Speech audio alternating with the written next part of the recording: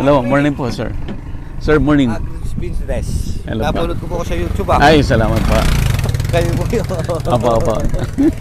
Saan kayo napupunta? Hello, sir. So, nyo. Morning po. Si Kap po, siya yung may-ari. Hi, Kap. Morning po. Si Engineer Irene. Hello po, Engineer. Morning po. Ng Phil Rice Ng po. Phil Rice ba? Akala ko CLSU. Ay, hindi po. Phil Rice. Phil Rice. Apa. Bali, siya po yung... Ako po yung in-charge dito. Okay. Yung palang isang kampo na yun, ginamitan na ng drone. Drone ang nagsabog. Ito po. Yung isang gawin doon, yung huling bago. Drone yun. Drone po yung... Agri-dome? Medyo kinakabahan si Kap daw ngayon. Bakit? Kasi tumataas daw po yung tubig sa ilog. Kasi daan tubig daw pala to. Ito. Medyo kinakabahan si Kap kung itutuloy yung tanim. Kaya lang ako nakaharvest na yung pundahan natin. Na-harvest na. Kailangan ilagay? Ilagay na kasi para pag pwede pa naman yun. Kaya lang medyo may stress na yun. Oo. Introduce natin si Sir Onyo Paraon, hindi bago, suki ng agribusiness.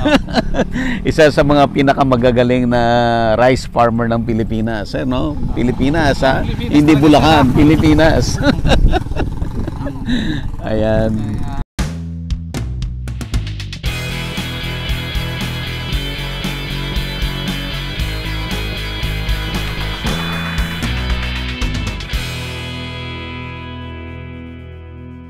Available na po ang agribusiness merch sa Shopee. Ang link nasa description box.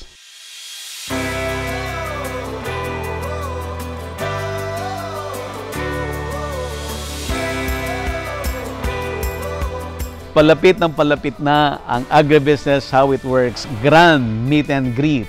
August 18, 2024 sa Gazebo Royal sa Quezon City. Makakasama natin ang mga special guest speakers. Ronald Mascareñas, former president ng Chooks to Go.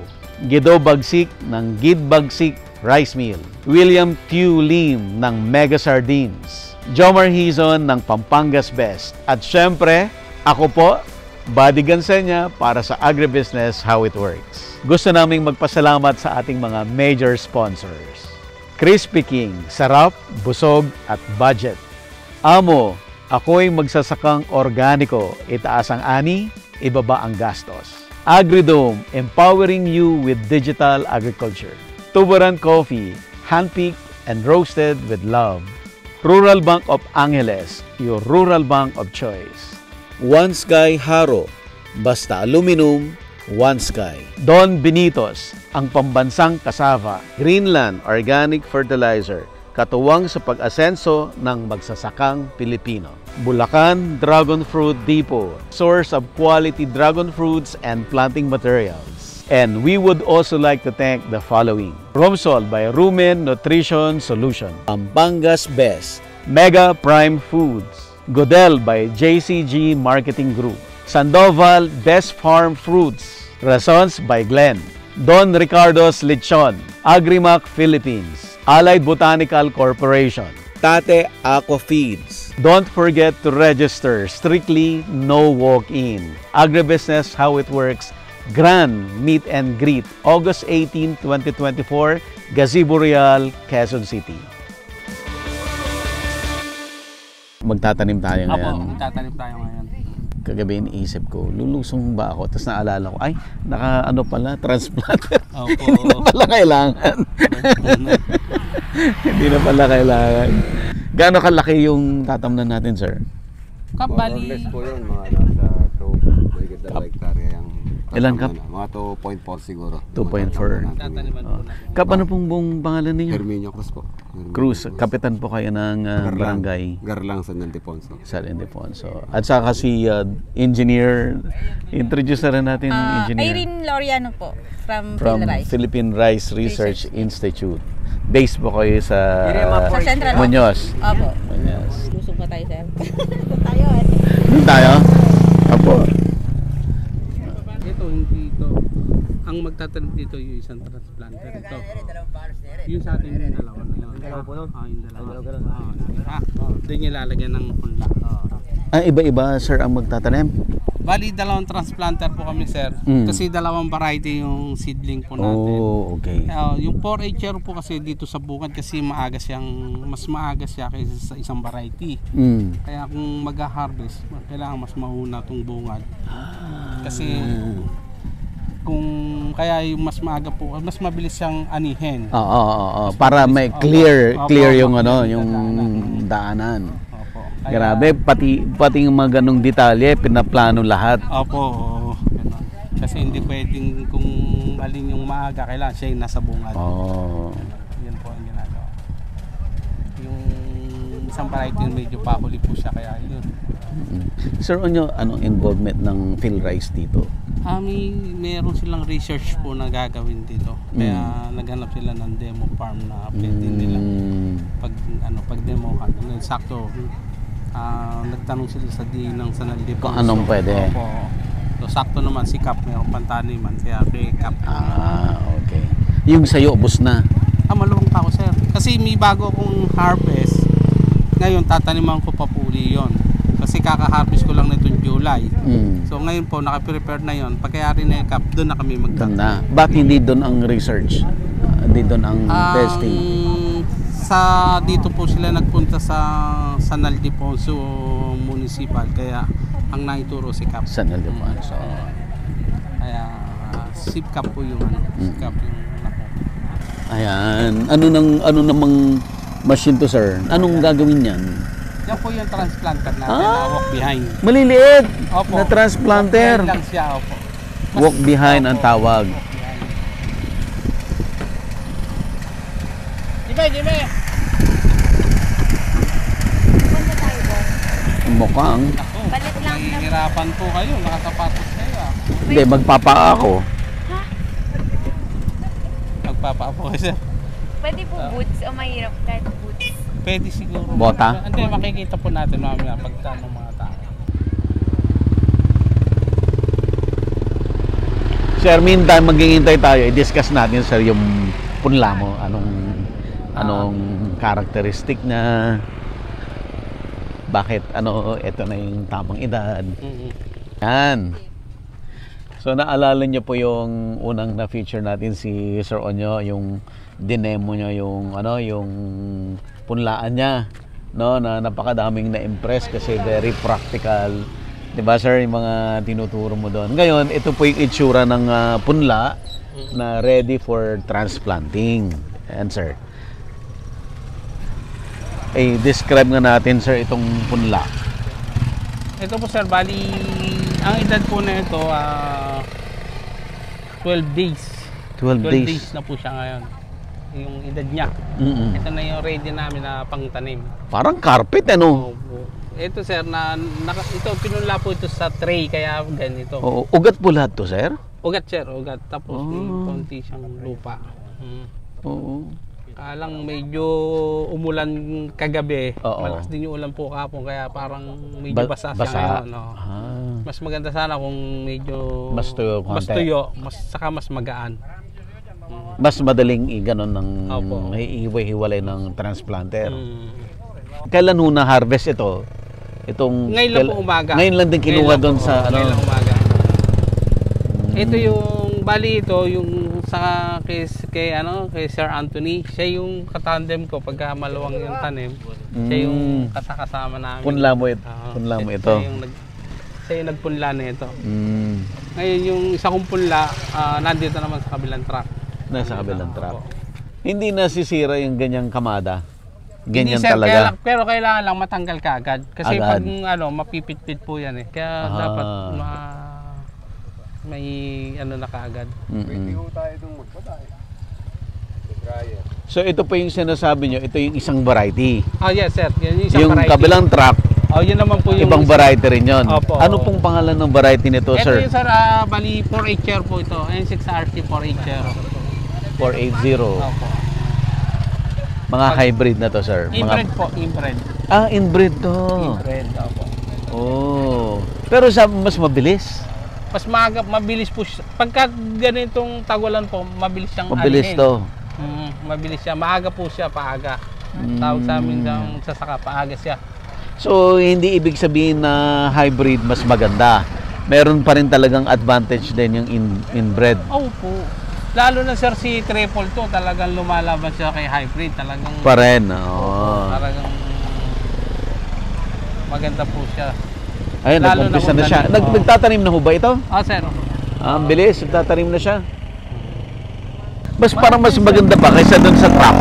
Yung malaking transplanter. Actually sir, gumagamit din kami ng riding. Ang napansin ko kay riding, mabilis nga siya, kaya lang maraming nagiging backtaw.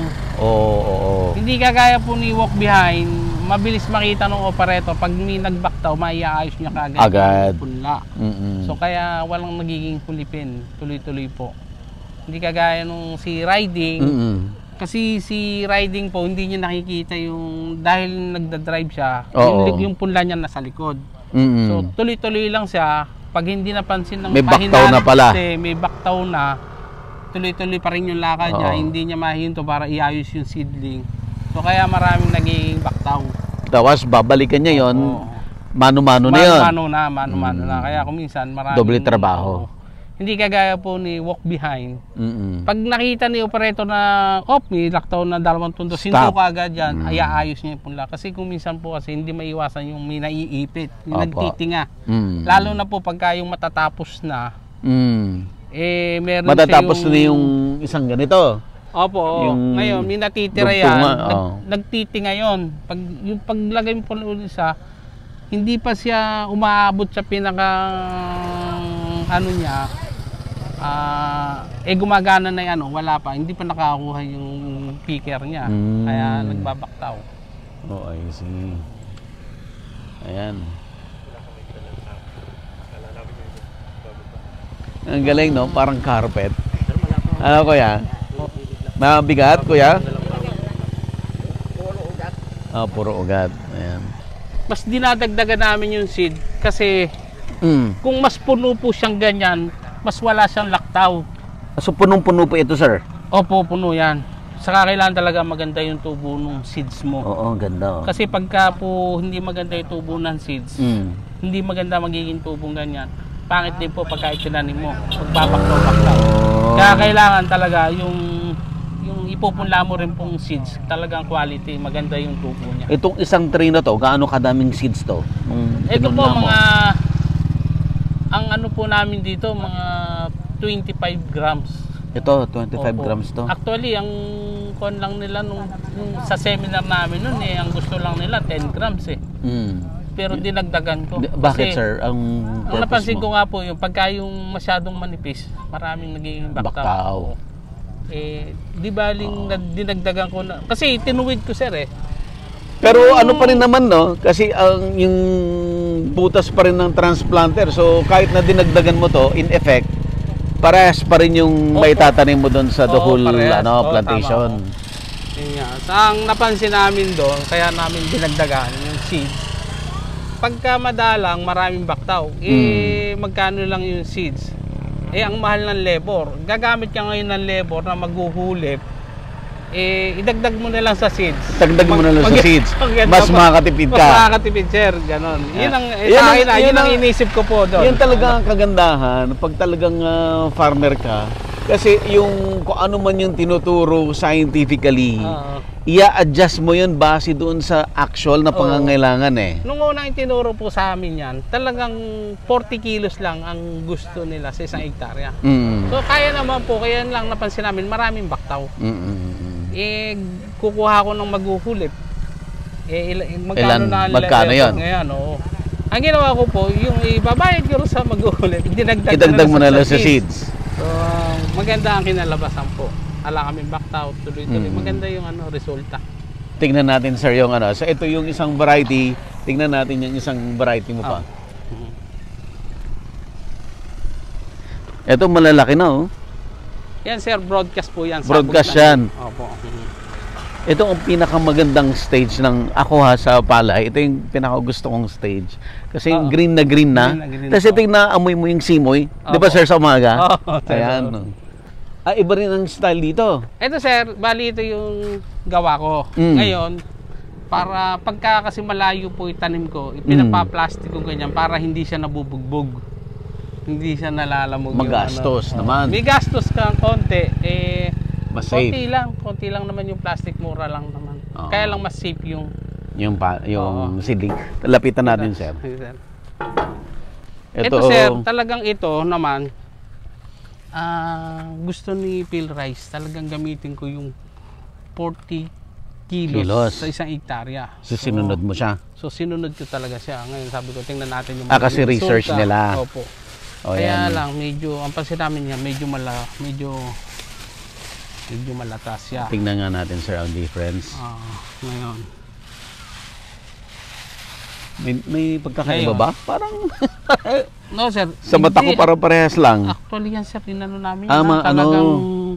Tinan mo, malatas siya. Hindi siya, pero talagang ang ginawa, kumbaga sa ano, yung gagawin mong pagtatrabaho rito, medyo mabagal. Kasi Mabagal. kailangan talagang iayos mo. Tapos, ang ginawa nilagyan namin ng konting fertilizer Ito. para mas mag-ugat siya ng mas marami. Tapos, hindi ko siya pwedeng itanim ng 12 days. Ang ginawa naming 18 days. Nag-18 days 18 ka. days Kaya mas ginawa. malalaki, oh. Oo. Kaya nga kami, pagka ganyan, pina-plastic namin para mas maganda po yung Hindi Ano siya pong mas- pangalan ng variety na to, sir? Ito po, N6RC 512. Hybrid? Inbred din po siya. Inbred din. Opo. Okay. Ito yung mga 500 series na. Ito 400 series na variety ng... So ang Phil Rice continuous pa rin sila sa research ng mga Opo. inbred. Continuous po yan. Ngayon po, bali nasa 600 series na po tayo ngayon. Yung mga seeds natin. Sir, Ato na ba tayo? Punta na tayo? pagkakaiba nung tanim ng dalawa, mapapansin mo, yun isa medyo malalaki yung ano niya. Parang mas maberde, mas makapal kaysa dito. Sige sir, punta na tayo. Sige. Okay ka na, Sob? Kaya na? Sige sir, punta natin. Kaya lang talaga sir, medyo tayo dito. Talagang, Mas safe pa na nakapaa? opo. Ako mas safe po kasi ko nung nakapaa. Pag nakapaa? Kasi mas nakakapanon pa ako yung dulas eh. Oh. Kaya sir, may ikaw naman yan, may spike May naman spike yan. ka pa.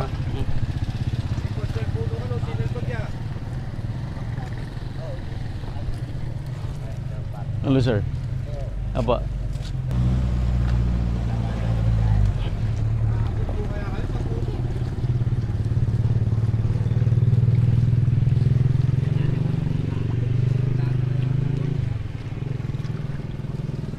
Sir, kaya po.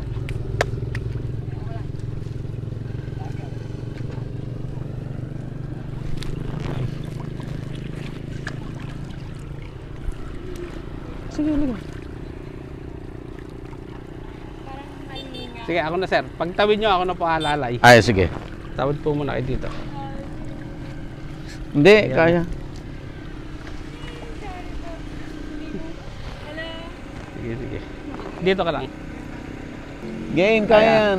Sige, lakasan mo lang mga hakbang. Oh. Sige, sige. Sige po. Yan.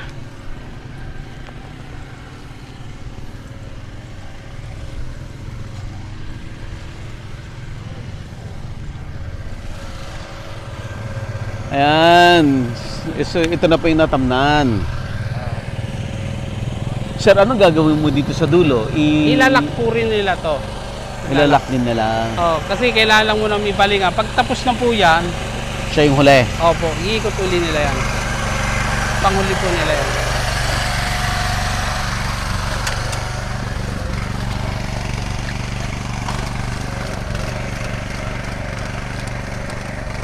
Yan, kung papansinin mo sir, wala siyang baktaw. Walang baktaw. Tuloy-tuloy. Yan po yung effect ng seedling mo na medyo makapal. Kasi pagka yung medyo manipis nga yung ginagawa namin punla, marami siyang nagiging baktaw. Ano ang rationale ni Phil Rice? Bakit gusto niyang sundin yung 40 ba? 40 kilos? Opo. per hectare? Opo. Ano Kasi po ang rationale niya? sa mga research po talaga siguro nila talagang yun lang ang Yun lang ang kailangan. Oo, yun lang yung kailangan na 40 kilos. Eh, kami naman pong mga farmer gusto namin parang maganda kaagad. Kaya ang ginagawa namin, ako naman po, napansin ko nga doon, dinagdagan namin ng coating seed, dinagdagan namin para medyo, wala na kaming, nababawasan yung trabaho namin. Pero sir, ang tanong ko, di ba, nagdagdag ka ng seeds. Opo. Dahil dinagdagan mo yung seeds, the same pa rin yung number of hectares na tatamnan niya. Yes sir, yes. So, from 40 to ilang kilos ang dinagdag mo? 60 kilos. Times 3. Ay, Hindi, plus 20. Plus 20 plus 50%. lang po. Opo, 50%. Plus 50%. 50%. Pero yun nga, nakatipid ka sa labor. Nakatipid lang po kami sa labor. Mm. Yun din. Saka napansin namin doon, dito kasi sa gawin namin, medyo mahihina ang lupa. Okay. Hindi kumpara sa ibang lugar Lugar. na talagang magaganda yung lupa. Sa amin po kasi mahihina na ang lupa dahil ngayon, ang napansin namin doon, kung dinagdagan namin yung seeds, so mas maganda yung nagiging ani namin. Kasi parang nadagdagan seed, mas maraming mamumunga. May mamumunga. Kaya, But okay pa rin naman yon, hindi pa naman yung over sa dami. Ay, hindi po. Hindi pa naman, no, sir, no? actually sir, yung mga iba, yung mga direct seeding, ang inuubos sa hektarya niya 120 kilos o 160 kilos. Yung direct seeding. Oo. Ganun pa rin. Sa 120 kilos, 50% pa rin yung naitipid mo na seedling. Pa rin. Opo. So maglo-load siya. Ayan yung sinasabi mo, yung dugtungan Opo. na nagkakaroon siya ng tinga. Oo. Kaya kung minsan doon.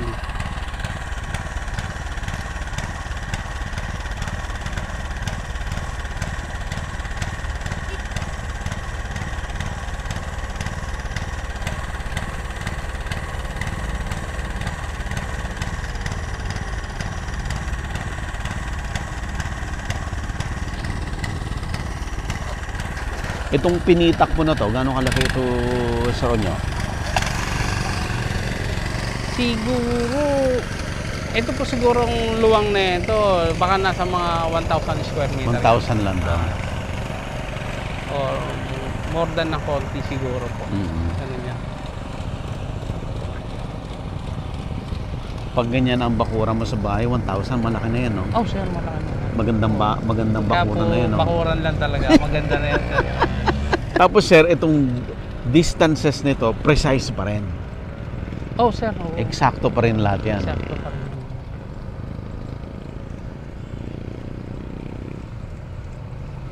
Kaya okay na rin po yung nauso na talaga yung mga machine. Ngayon, hirap na pong kumuha ng tao sa bukid. Oh. Talagang hindi kagaya nung araw na madali kang kumuha. Ngayon, pahirapan talagang manunuyo ka sa taong manggagawa mo. Ikaw talagang manunuyo. Kasi mahirap na po talagang kumuha ng tao. Kaya tama-tama lang na lumabas na po yung makinarya na ganyan.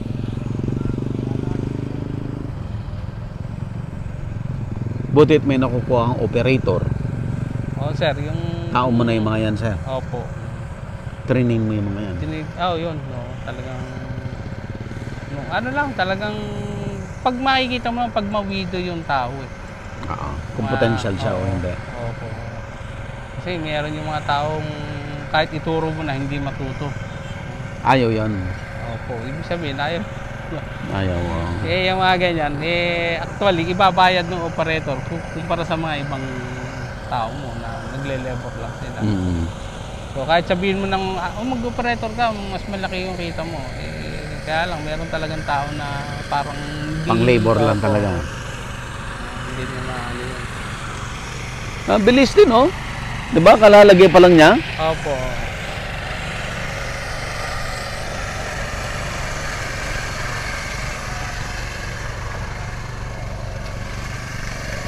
So, bukod sa sa experience nyo, mas maganda itong walk behind.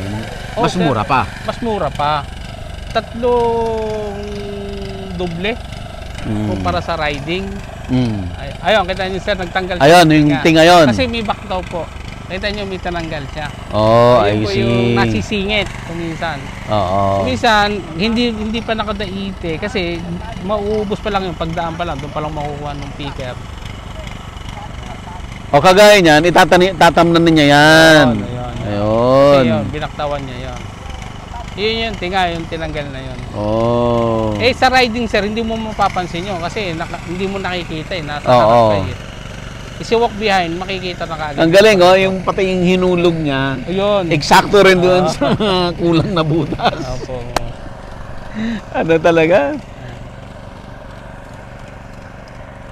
Itong mga practical na ganyan, na mga nangyayari, base lahat yan sa experience. Yeah, no? sir, opo. Hindi yan maituturo ng mga scientist, ano? Wala, no? Hindi, sir. Ayan, talagang i-guide mo lang muna. Sa formero mo lang naman i-guide. Pag gano'n, tanggalin mo, bagsak mo dyan. Yung helper mo, siya na yung magtutuntos niyan. Galing. So all in all, itong tatamnan natin ngayon, yung dalawang klase, ilang hektarya to? Nasa 2.5 po lahat ito. 2.5. 4 na hektarya yan, pati yun doon sa gawin. Apat kasama yon. Opo. Yung Kaya lang ngayon, nilalamprep pa po. alin na land prep pa. So yung naka-land prep ngayon, 2.5 hectares. 2.5, opo. So, So ngayong araw po nito, tatanim tapos yan. Opo. Actually, may episode kami dati. Gumamit kami ng yung malaki. Oh, sir. Pumalpak kami, hindi makagulong. Ay, gano'n. Kasi Hindi makagulong. Kasi miski din po dito sa Linang may sistema. Hindi pwedeng basta ka na lang tatanim. Kasi kagaya niyan, kahapon matubig yan eh. Sabi ko kay Kap, medyo patuyan mo. Kaya lang yung iba parang sumobra. Kasi kailangan po may basa-basa ganun para dumulas. Oh. Pagka sumobra po ng tuyo yan, mahihirapan. Mahirapan. Si Ito ang planter. perfect. Oh, yan, ganyan po. Ito ang perfect. Iyon, medyo masyadong tuyot. Opo. Yung kung mapapansin yung taas masyadong tuyo. Pero buti nga may basa-basa. Dudulas pa rin po yan. Tuloy-tuloy pa rin yan. Pag sumobra sir ng tuyo yan, yung pinaka bangka-bangka ng ating pantanin, kakapit yan. Hindi makakausad. Lapit tayo, maglo-load siya. Kuya, saglit.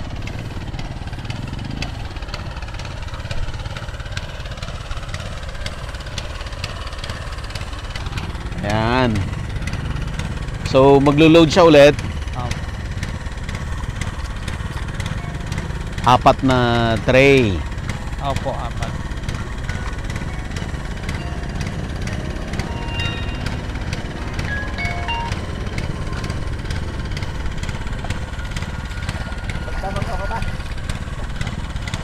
Ayan.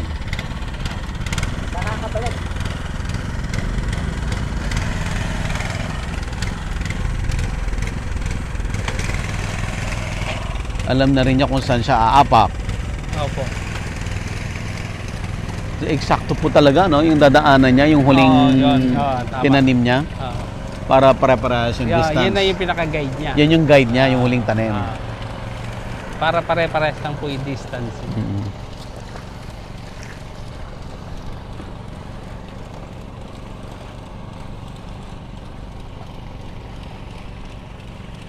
Ang talagang pinaka-sekreto po niyan nandito sa punla. Punla talaga. Punla. Para maganda po yung maging tanim. Kaya yung iba dito nahihirapan sa pagpupunla kasi maproseso. Maproseso po yung pagpupunla. I-master mo talaga to. Oo, yun po. Yun talaga yung nung una, yan yung pinag-aralan namin kagad. Kung paano namin Gano'n mo katagal pinerfect yan? Kaunyo? Sir, saglit lang din po eh. Kasi nung unang i-dinemo sa akin yan ng ganun niya, 40 kilos, tapos may timbang yung seed, pati yung kuwan. So nakita ko masyadong matagal yung proseso nila. Matagal, oo. Pag yun ang susundin namin, masyado Pabuti ka rin siyam-siyam. Oo, matatagalan kami. Sabi ko, pag maluwang yung area natin, hindi tayo po pwede na ganyan. Saka malaki yung uubusin mo sa labor ng tao. So yung nakita ko nung unang pinicture kita na taniman mo, adjustment mo na yon. Opo, yun ang ginawa ko. Nung adjustment mo na. Nung unang demo nila sa akin, so hindi maganda yung naging resulta dun sa binigay nila sa akin. Sabi ko nun sa tao ko, baguhin natin yung style. Total naman nagdadapog talaga tayo. O ganito gawin natin. Eh, sabi nila, ang turo nila sa akin, idapog ko na lang yan, tapos kakatin na lang. Kung magkakat ka, kung hindi marunong magkakat, edi iba pa yun. Tapos trabaho pa. Na naman yun, Kaya gumawa ako nung ibang mo. Nako, nung pagbalik uli nila na yun na yung ginawa ko, nagulat sila. Nagtaka sila.